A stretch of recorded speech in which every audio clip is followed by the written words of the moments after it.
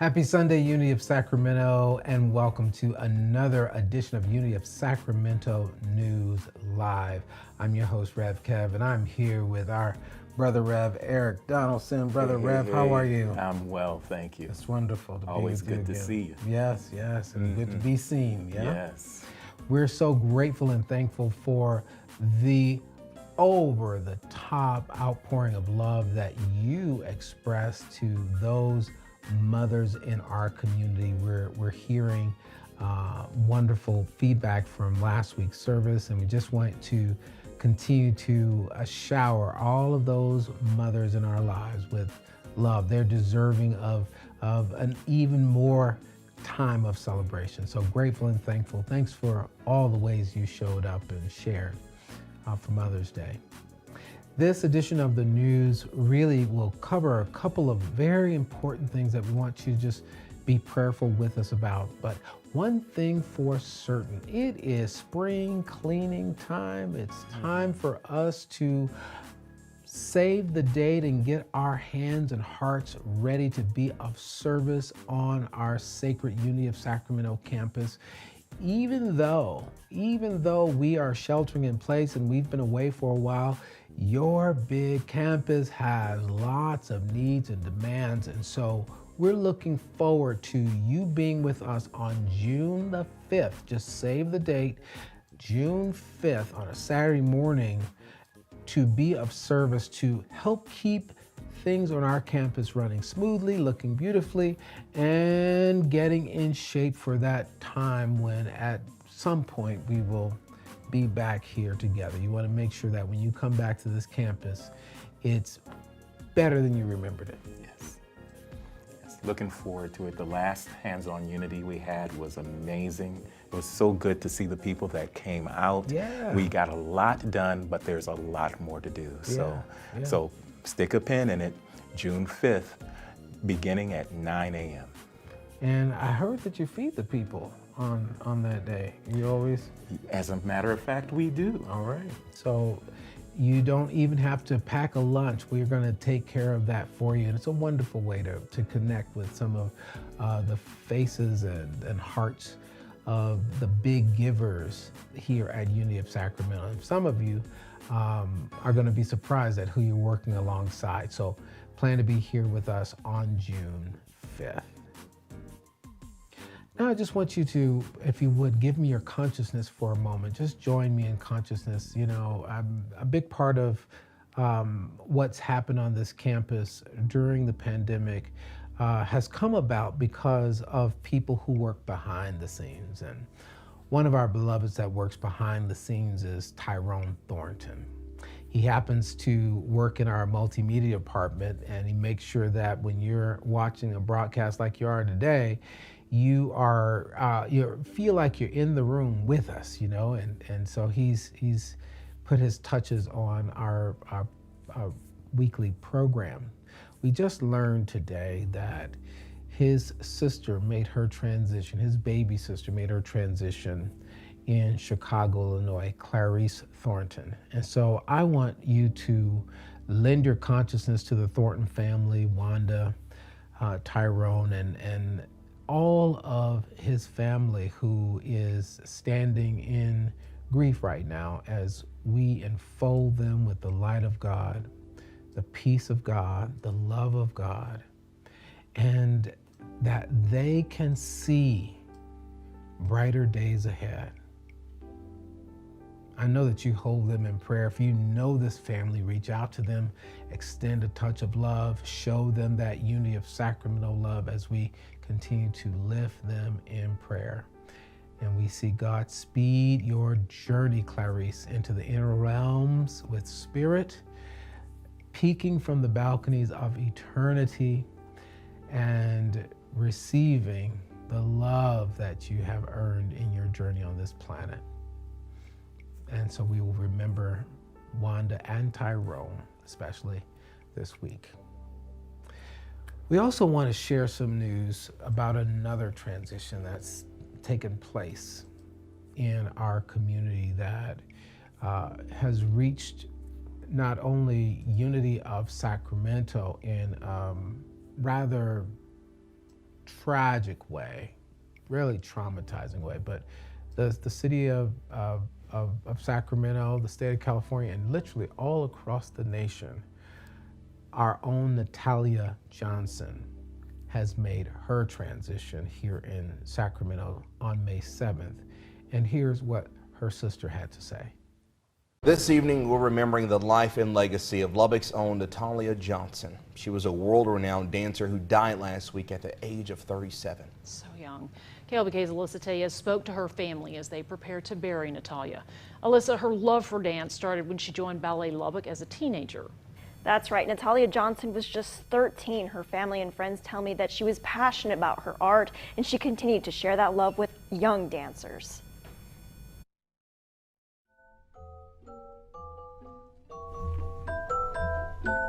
She was an amazing dancer, an incredible performer.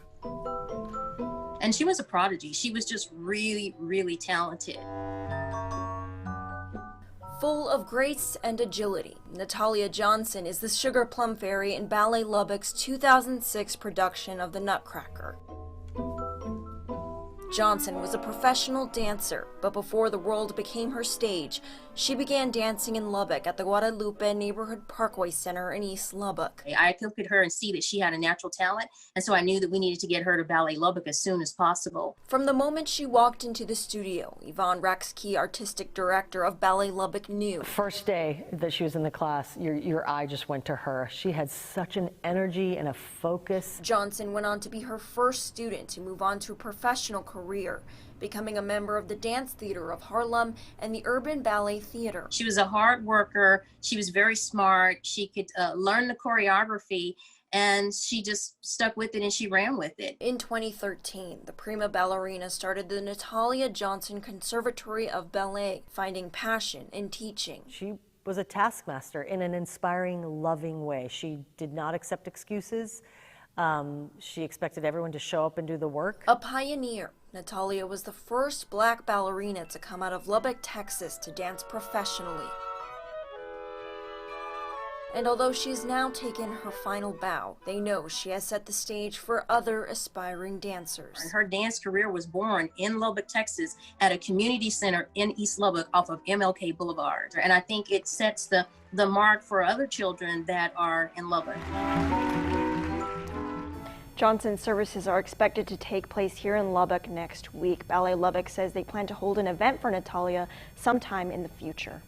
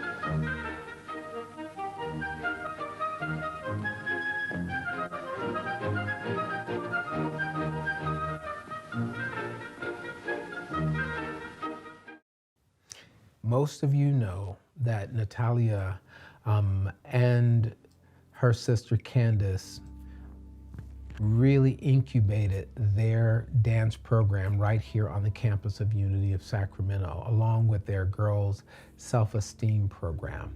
And so we share grief with the family, with the community, with loved ones. Anita and I held them both, Candace and Natalia, as our spiritual daughters. And so this impacts our family in a very personal way. Our girls grew up in the Natalia Johnson Dance Conservatory. And so we are moving through our own process, but we know that the entire community is. And so this week's service will be dedicated to the memory, to the legacy, to the life, and to the love of our beloved sister, Natalia Johnson. So as you can see, Candace is moving through her own process, and she's trying to keep a strong constitution and chin up during this just devastating experience that we're all having. Natalya was like a daughter to Anita and I, and so our family is moving through our own adjustments at this present time. We raised our children in the Natalia Johnson Dance Conservatory, and Angelina and Camille. In fact, the very last performance that they gave, the last major performance of the Nutcracker, which they were very much known for, Camila starred in that.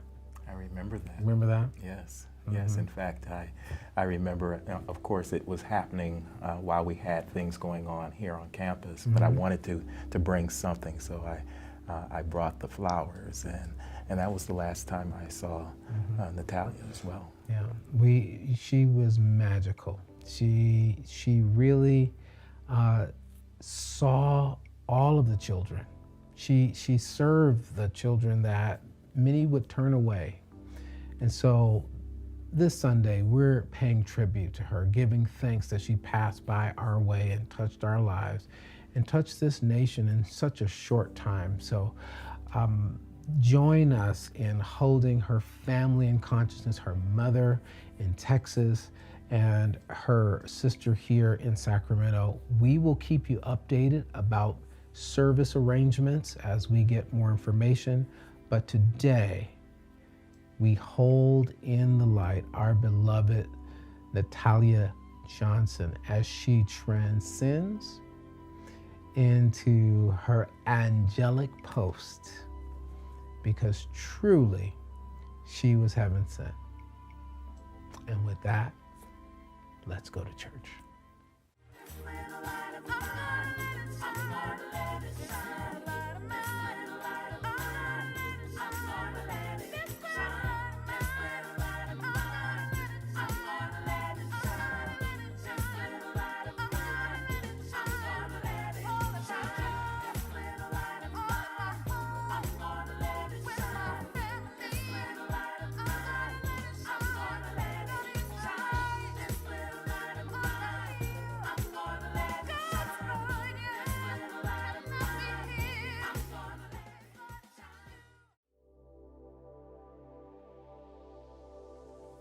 Breathing space. The word for today is dance. Our declaration. I take time to move joyously in celebration of life and in the opportunity for expression and growth.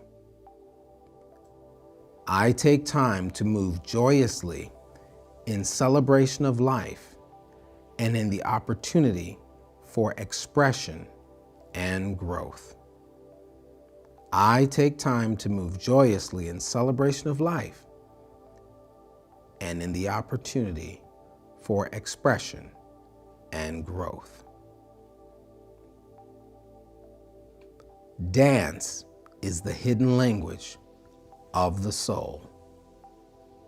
Martha Graham. There are many reasons why people dance. Sometimes we dance for entertainment and pleasure. Other times we dance for exercise and fitness. Dance is also freeing. Dance helps us release cares and concerns and cope with the rigors brought on by the day. From a deeper level, dancing can mirror life. Sometimes we lead, and other times we are led. Sometimes even our toes are stepped on. But ultimately, dancing allows us to keep in step and connected with the rhythm and the pulse of a greater inner truth that can't always be expressed in words. The courage to step onto the floor in dance can give us the same courage to take the next step in any area of our lives. A twist, turn or spin in a dance can inspire us to make a bold move. When watching or participating in a dance, watch what dissolves and what unfolds for you. Reflection question. What becomes available for me when I can dance a dance that I can use to effectively move around and pass through the obstacles in my life? Let's take this in a moment of silence.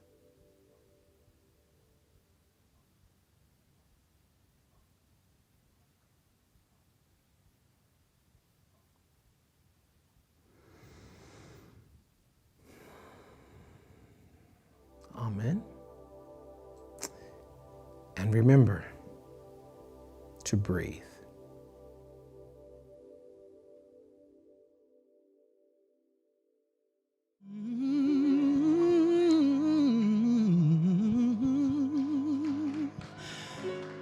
I'm going to make it.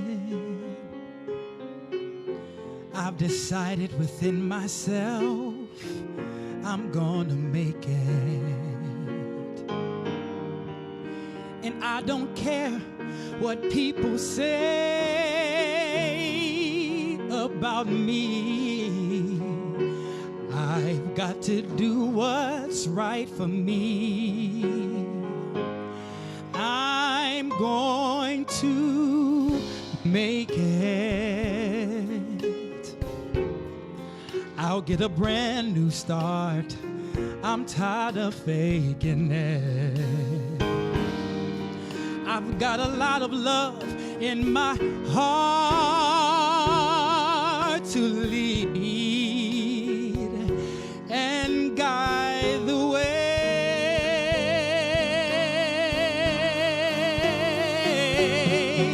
And I'm not feeling sorry for myself ever again. I'm not afraid to reach out.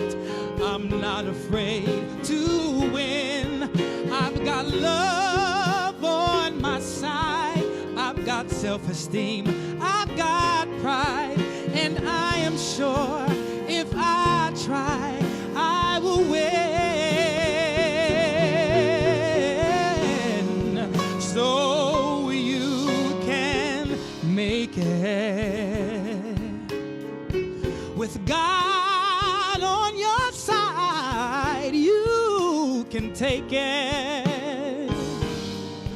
God will give you strength to make all of your dreams come true. Yes. And I'm not feeling sorry for myself ever again. I'm not afraid to reach out. I am not afraid to win. I've got love on my side. I've got self-esteem. I've got pride. And I'm sure if I try, I will win. I will win. And I'm not feeling sorry for myself ever again. I am not afraid to reach out. I am not afraid to win. I've got love on my side. I've got self-esteem. I've got pride. And I'm sure if I try, I'll win. I will win. I'm not feeling sorry for myself ever again. I am not afraid to reach out. I am not afraid to win. I've got God on my self-esteem, I've got pride, and I'm sure if I try, I'll win.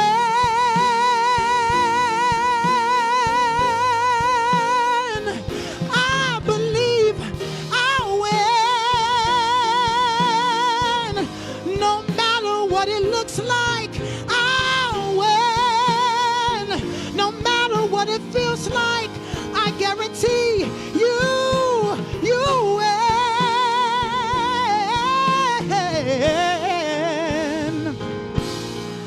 I win.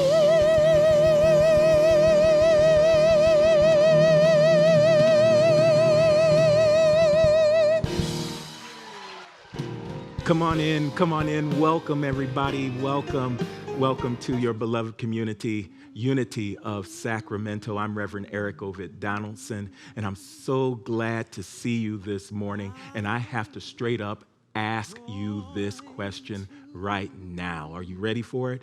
Here it is. Have you ever found yourself in trouble? I'm talking about real trouble, dire straits, peril. Well, if so, then this lesson this morning is for you. You know, in last week's lesson sermon, Getting Out of Trouble, Finding God in the Rams, Lions, Whales of Life, Part 1, Rev Kev gives a stirring and personal account of how 3 of his mother figures, the mother figures in his life, not only got him out of trouble, but keeps him out of trouble even to this day.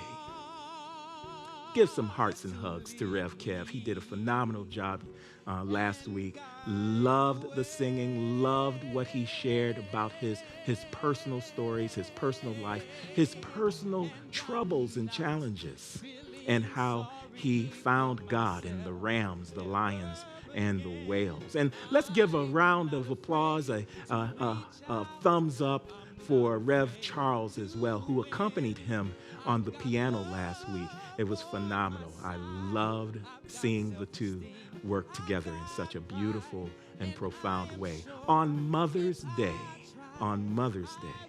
Well, today we continue with part 2 of this lesson series, Getting Out of Trouble, Finding God in the Rams, in the whales, in the lions. And we'll do so by highlighting 3 biblical characters that found themselves in a lot of trouble. I'm talking about some serious trouble. But incredibly, they found God in their trouble and then found their way out of trouble. But before we go there, I want to suggest ways in which you can hear these beautiful stories that I'm about to share with you. First, I want you to hear these stories in the light of our first basic principle, the first unity basic principle that we have throughout the unity movement. It is the omnipresence of God. God is all good and active in everything, everywhere. I want you to say that with me. Let's just drill down into that so that we really get that within our spirit, really get that within our hearts and souls. Together, God is all good and active in everything, everywhere. And one more time, let's just do it so that we can do so in unison, that we can really feel the vibratory energy and power in that wonderful statement. Together, God is all good and active in everything, everywhere. You see, when we're talking about the omnipresence of God, we're saying that God is everywhere, evenly and completely present, that there is no spot where God is not. There is no place, no space, no situation, no circumstance, no time. At no time is God not present and a present help. So when we start talking about finding God in the rams and in the lions and in the whales, we know right off the bat that that's the case, that there is no spot where God is not. Why is that important? Because if we go into any situation with this understanding, we're more likely to search for the good. We're more likely to find God when we're seeking God. We're more likely to know that there is a way out, a way over, a way past these challenges that we may be experiencing. We know we can get out of trouble and may not even get into it in the first place. Also, I want us to hear these stories with the imagination of a child. You know how children have vivid imaginations, and I was one of them when I was growing up. I often think about and remember my mom telling me these stories, reading some of these stories, whether they were stories from the Bible or Aesop's fables, or they were making them up as they went along in order to tell a moral that a child my age with an imagination my size could get. I remember being caught up in the stories that they told. Like in my mind, I would take on the role of the hero that is in the story. Have you ever done that? Have you ever taken on the roles of the characters that you heard in those stories that your parents might have told you when you were a child? I know I did. I could relate to the problem that was going on within the story.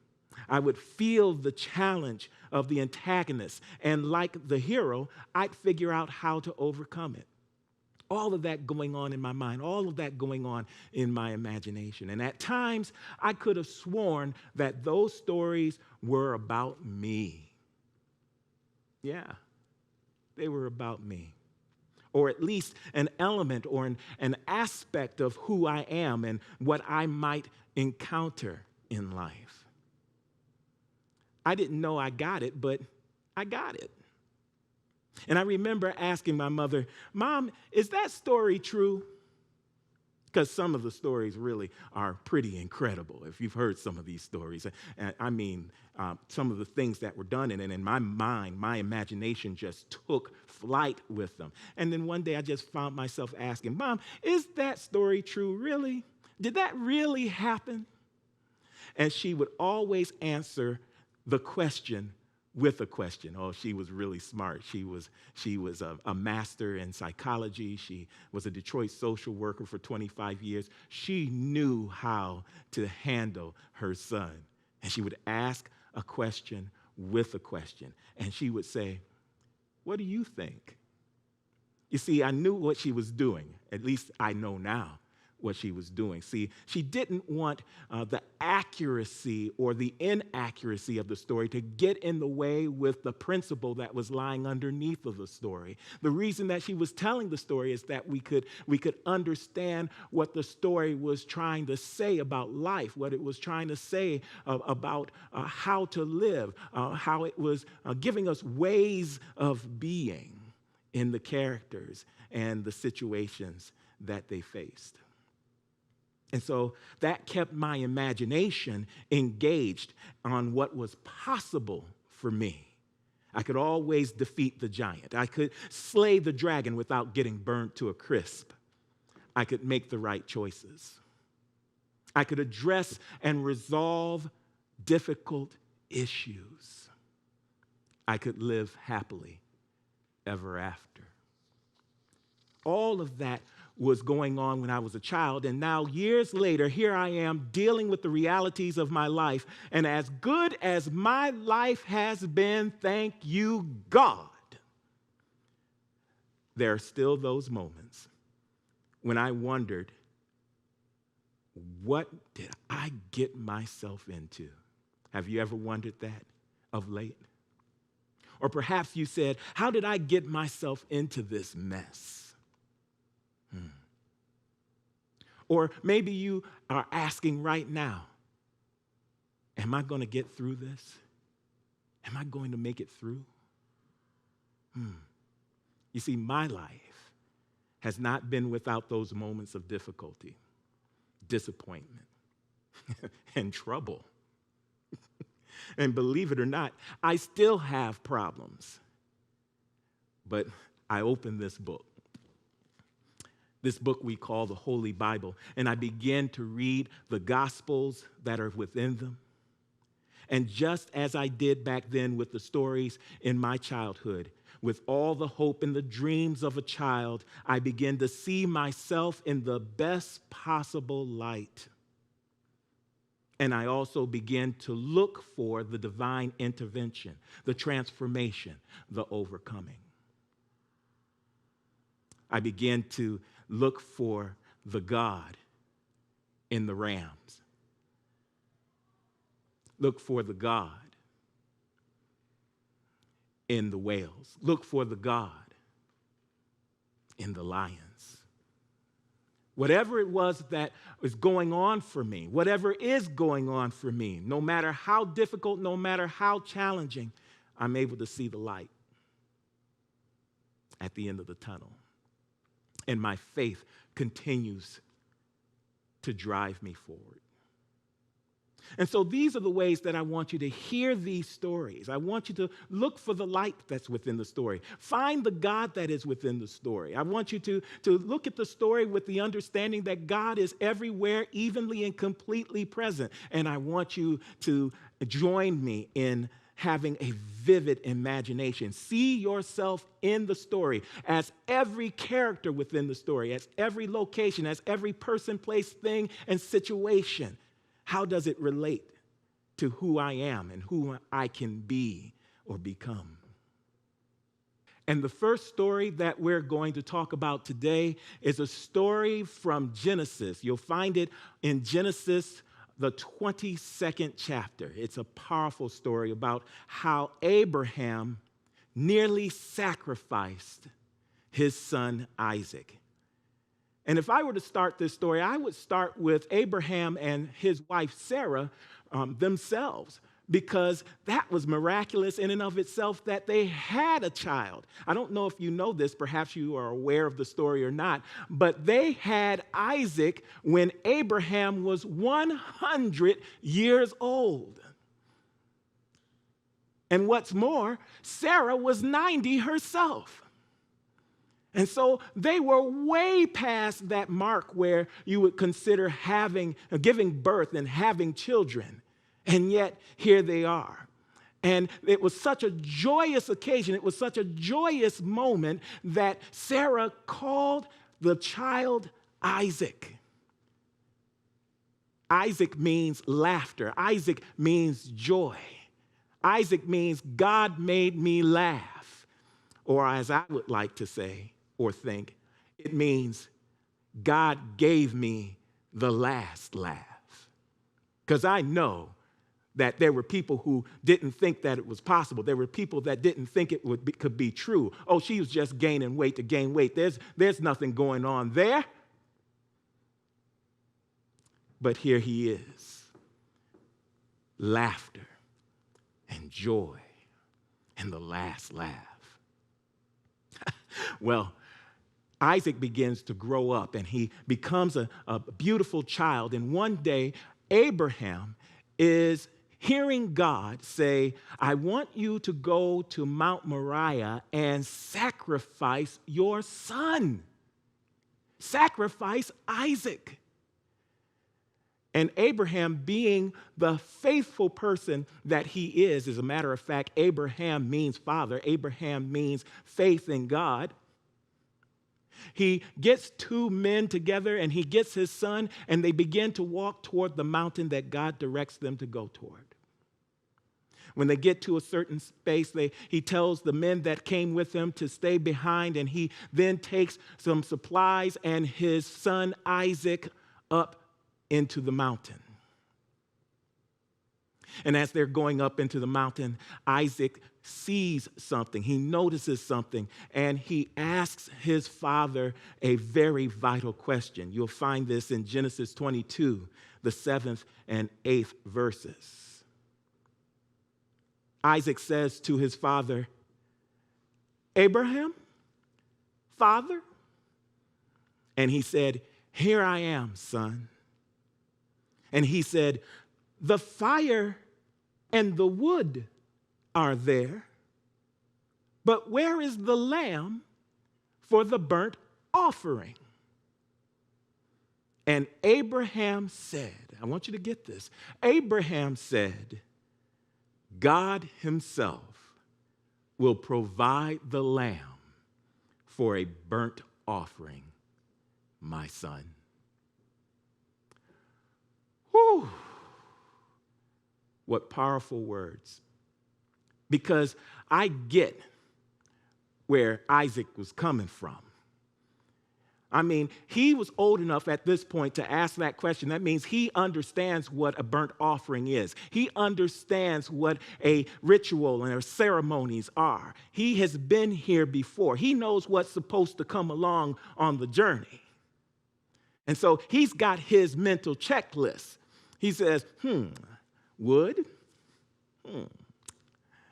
matches, something's amiss. Where's the sacrifice? What are we going to sacrifice unto God? And so I suggest unto you that in this story, it's not Abraham that's in trouble, nor is it Sarah, but it's Isaac.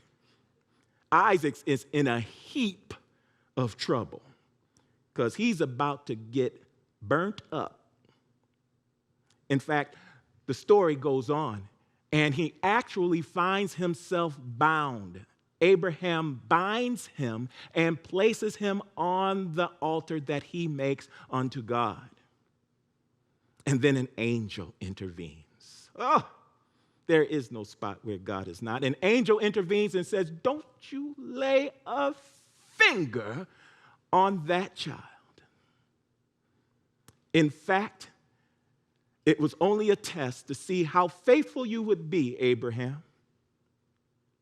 And if you would just look behind you, because God is everywhere, evenly and completely present. Watch out. There's a ram right now stuck in the thickets, the proverbial ram in a bush. Why don't you go get that instead? And Abraham does that. He's able to procure the ram and then have the ritual, offer the sacrifice without sacrificing his son. Thank God. Whew, I'm getting hot just thinking about it. But what can we glean from this? What is this story trying to tell us? Well, again, they found God in the ram. They found God in the places where the trouble lied. You know that Abraham wouldn't want to sacrifice his only begotten son, but it was for Abraham to continue to move forward in his faith. And metaphysically speaking, it is no accident that this story is within the context of a spiritual ritual, in the practice of one's religion. Because don't we find it troublesome at times? The things that our religion, that our practice of our spirituality would have us do that would take the joy away, the joy that we thought we were having, the laughter that we thought we had in the things that we were doing before. See, that's where the metaphysics and the symbology comes in. Isaac was supposed to be sacrificed, and Isaac means joy and laughter. But in fact, he was not. But certainly, sometimes when we are in the throes of the discipline of our spirituality, into our ceremonies and practices, whatever they may be, we might find them challenging. We might find them difficult. It may have us do things that we don't want to do. It may have us give up things that we aren't ready to give up. Some of you might have been to the club last night, don't want to give it up. And that's okay. I'm just saying. that there are things that we often do that we grow out of as we grow spiritually. I'll meet you in that club, by the way. I'm not ready to give that up. Just kidding. But here's the point. They found God. They found joy. They found happiness in the practice of their faith. And that was important to Abraham. Why was that important? Because Abraham was selected to be the father of many nations. And in the end of the story, it says, because of your faith, because God can trust you, you will be made the father of many. What is it that God is seeking to make you the father or the mother of? Make you the high point of? If you just could hold the faith and know that there will be joy to follow. Great story. So that's where that's where we find God in the rams. But where do we find God in the lions? We find that in the book of Daniel, the 6th chapter. And this is another one of those stories that were told when I was young. And perhaps you even remember the story of Daniel in the lion's den. If you're not familiar with the story, here's how it goes. So, in this beautiful kingdom that was ruled by King Darius, there's this wonderful organized way of, or system of government.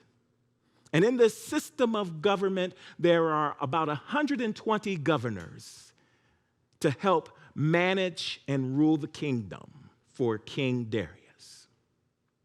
And then there are other supervisors to govern the governors. And Daniel was one of them. And so Daniel was good at what he did. So much so that King Darius said, you know what? I need to just make you ruler over this whole system. And just as he's able to do it, he became, he got some enemies because the other governors and the other supervisors weren't having it. Why? Because he wasn't from these parts. He wasn't from that kingdom. He was from another kingdom that kingdom ruled over. He was from another kingdom that kingdom defeated years ago. His ancestors were defeated by this government, by this kingdom. And so the people of the kingdom, the governors and the supervisors, they weren't having that. How dare he come and do so well that he outdoes us all? And so they began to plot and conspire. How many of you have ever been in a situation and found yourself in trouble that you didn't even know you had because somebody was plotting and putting things together behind your back? And so they looked at Daniel up and down. They tried to find a flaw, something that they could attack, and he was impeccable. His integrity was of the utmost. And so they figured out, well, the only way that we're going to get Daniel is it can't be by anything that he is doing from the government.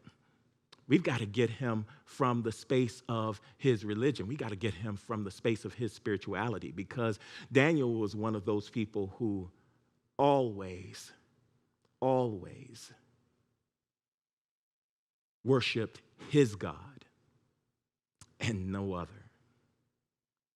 And Darius, King Darius, he understood this, he knew this, but it was no problem. He was doing such a terrific job. He was such a boon, a treasure to the kingdom, that all that King Darius wanted to do was to put him in a place where he could do the most good. And so the people that were plotting against him went to King Darius with an idea. They had a plan.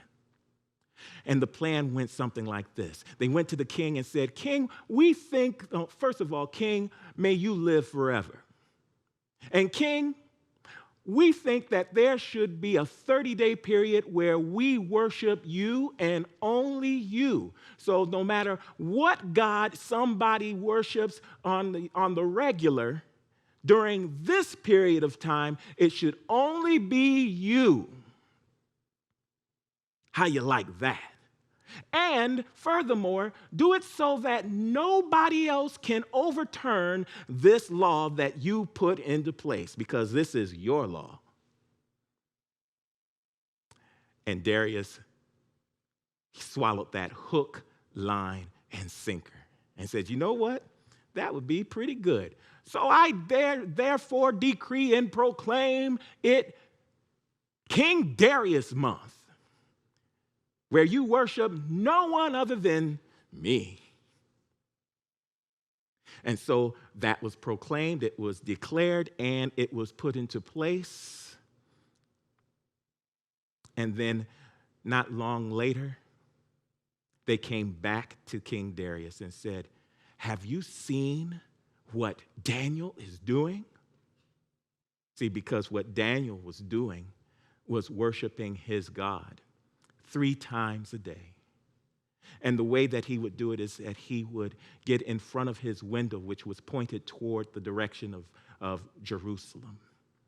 And he would honor his God in that way. And being in the window, people could see him. And so those that plotted against him went back to the king and said, I don't know if you know this, king, but your Daniel, your friend Daniel, this supervisor of yours, this supervisor of governors of yours is worshiping his God and not worshiping you on this day that is supposed to be yours. And the law says that if anybody is doing that, then they are to be sent to the lion's den. And so, being that it was the law, King Darius's hands were tied, and he went and commanded that they get Daniel. Daniel didn't deny that he worshiped his God. And King Darius said something like this.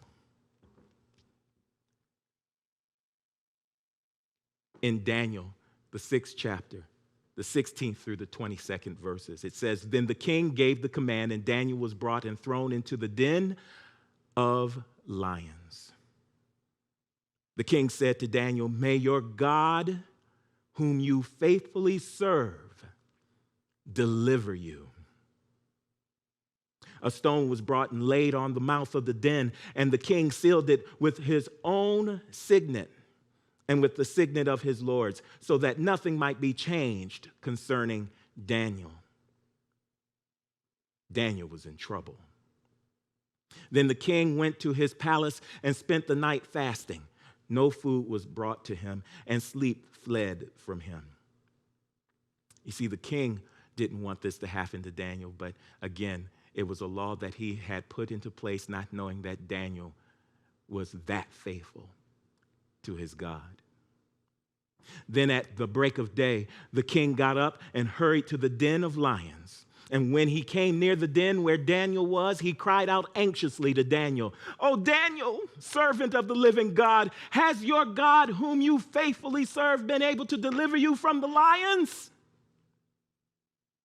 Daniel then said to the king, "O king, live forever.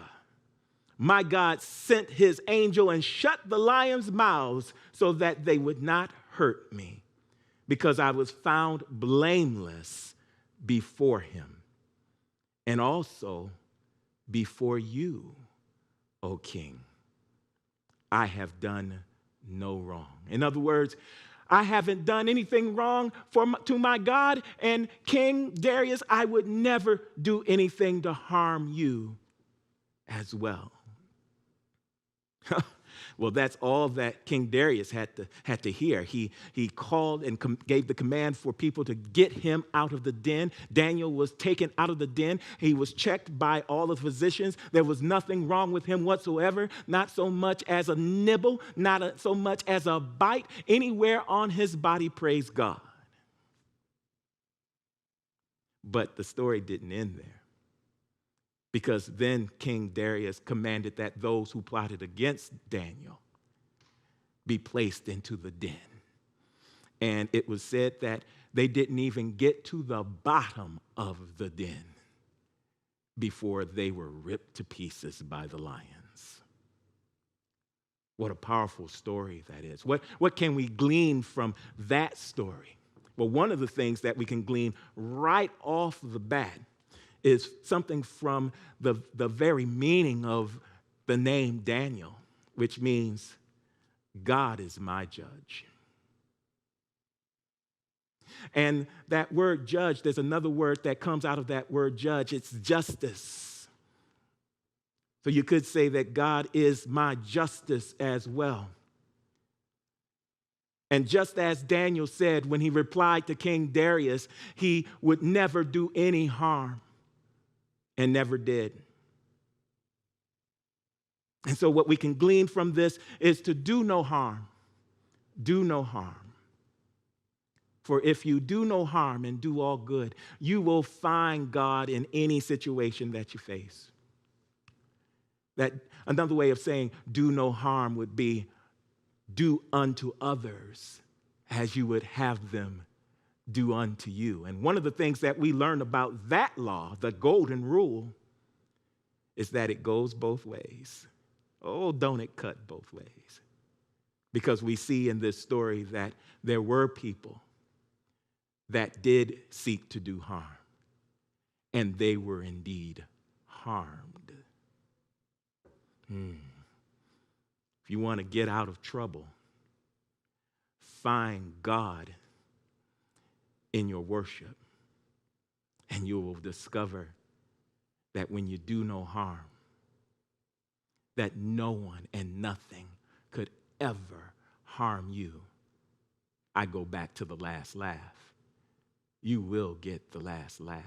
You will have the final say in eternity. Finally, let's take a look at one last story.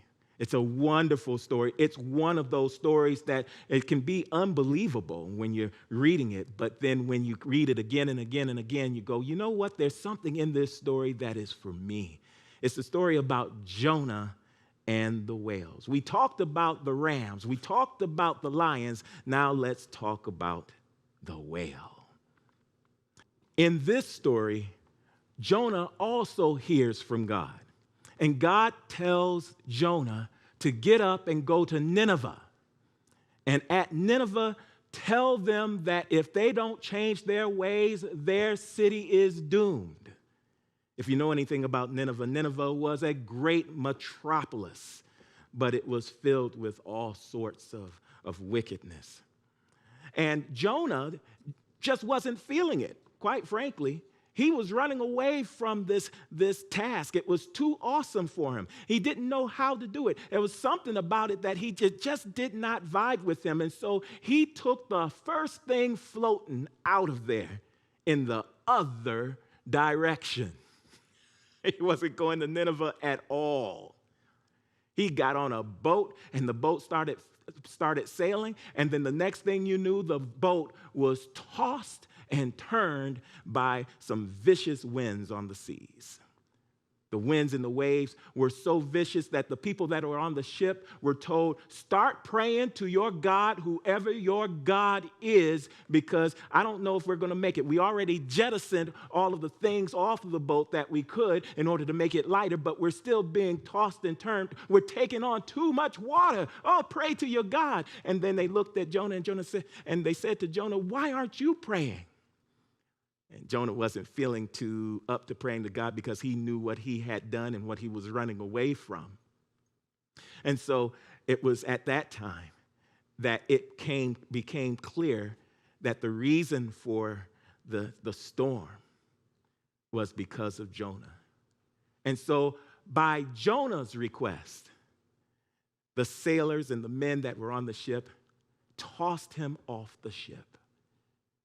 And after tossing him off of the ship, he found himself swallowed by a big fish, which means he was in a heap of trouble. He was swallowed up by a whale. And in so being, he had plenty of days, 3 days, it says, to pray to his God in complete seclusion outside of the seaweed and little fish that were also in the whale. Well, he finds his way out of the whale. He is literally spat out.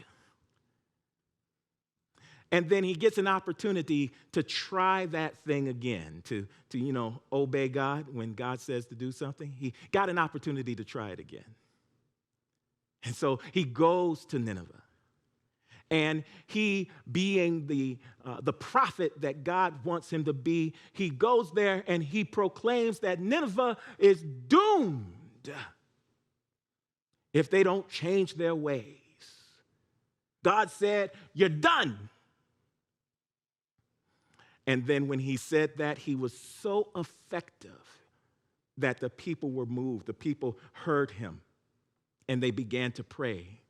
They began to pray, and soon the king of Nineveh, he got word of what was being said and what was being prophesied, and he began to pray too. In fact, he proclaimed that everything in the space began to pray for forgiveness to God. It's in Jonah, the 3rd chapter, the 6th through the 10th verse, where we see this story unfold. It says, when the news reached the king of Nineveh, he rose from his throne, removed his robe, covered himself with sackcloth, and sat in ashes. Then he had a proclamation made in Nineveh. By the decree of the king and his nobles, no human being or animal, no herd or flock shall taste anything. They were going on a serious fast, y'all. They shall not feed, nor shall they drink water. Human beings and animals shall be covered with sackcloth, and they shall cry mightily to God. All shall turn from their evil ways and from the violence that is in their hands. Who knows? God may relent and change his mind. He may turn from his fierce anger so that we do not perish. And when God saw what they did, how they turned from their evil ways, God changed his mind about the calamity that he had said he would bring upon them, and he did not do it. You find yourself in trouble? One thing you can do is to pray. But the other thing to do, and I need you to hear this, is to change your mind. God didn't change its mind. The people of Nineveh changed their mind about how they were going to be in the world. And furthermore, the same thing happened with Jonah. Jonah changed his mind, and that's why he went to Nineveh. Interestingly enough, as the story goes, Jonah has a hissy fit. He feels like dying because in his mind, a good prophet is somebody who tells what God says is going to do and it gets done. But that's not what prophecy is all about. Prophecy is all about understanding what's to come if, big if, small word, big meaning, if you continue in your ways. If you want to get out of trouble, stop. Change your mind. Don't continue in that way, in that direction. And pray to God. 3 powerful, wonderful stories and 3 powerful outcomes with 3 wonderful lessons we can take into our lives right now. If you're finding yourself in trouble, first, know that God will provide. God will provide a way out of no way. God will provide a way out, a way over, a way through. If you're finding yourself in trouble, do no harm.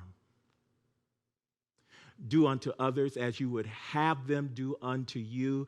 Continue to live your life with integrity. And if you find yourself in trouble, change your mind. Because in changing your mind, you will change the outcome. God is merciful and gracious.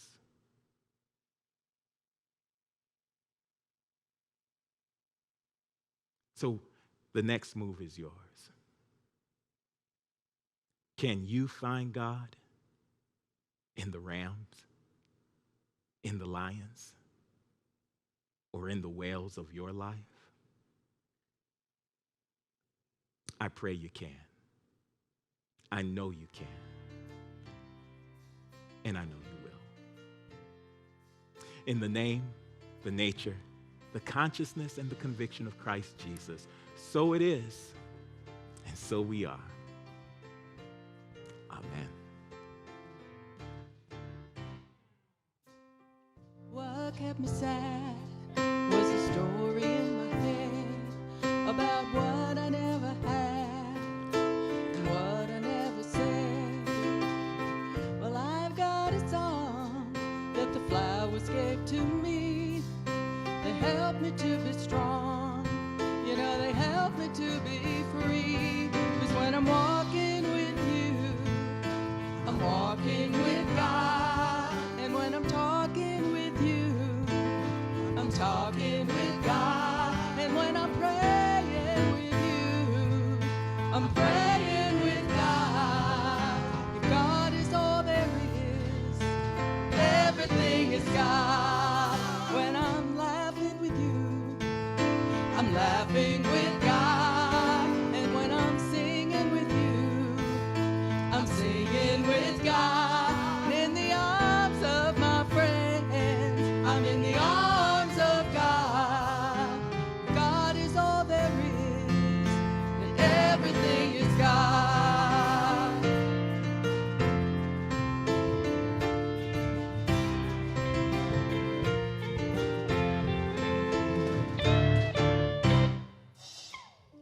There is a road, a journey we must take, and it starts from within.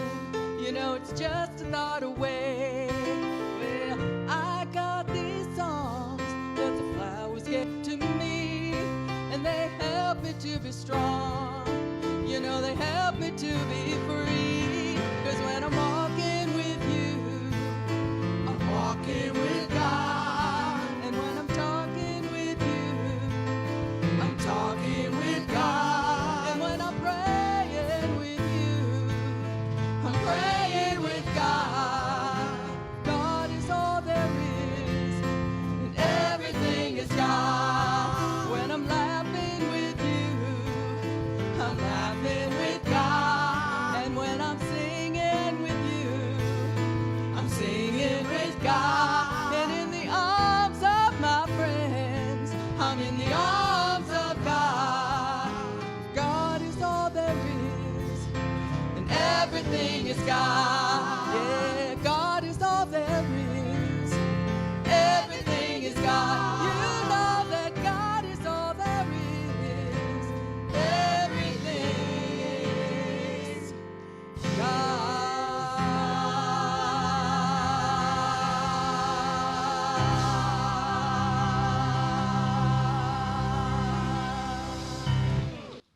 We are giving thanks for sure for this beautiful service that we have just experienced, and big shout out and appreciation to our music ministry under the leadership of Reverend Charles Cooper Jr.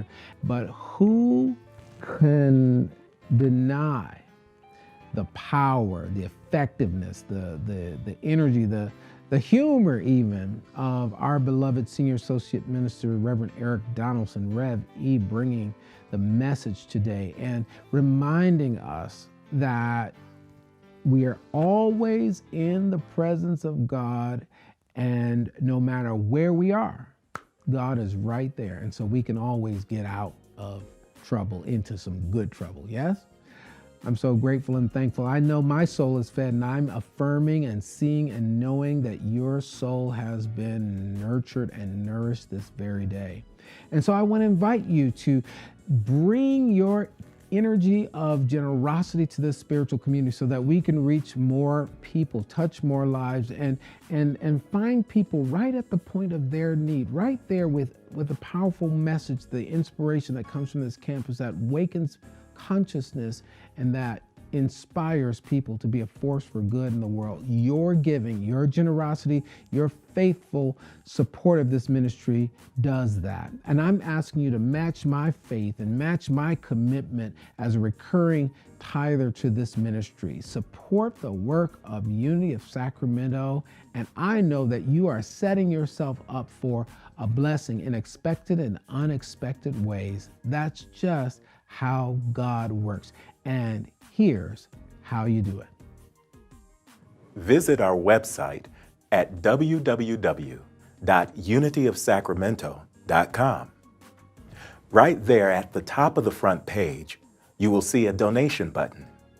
Click there to visit our safe and secure push pay portal. Another easy way to give is through our Unity of Sacramento app.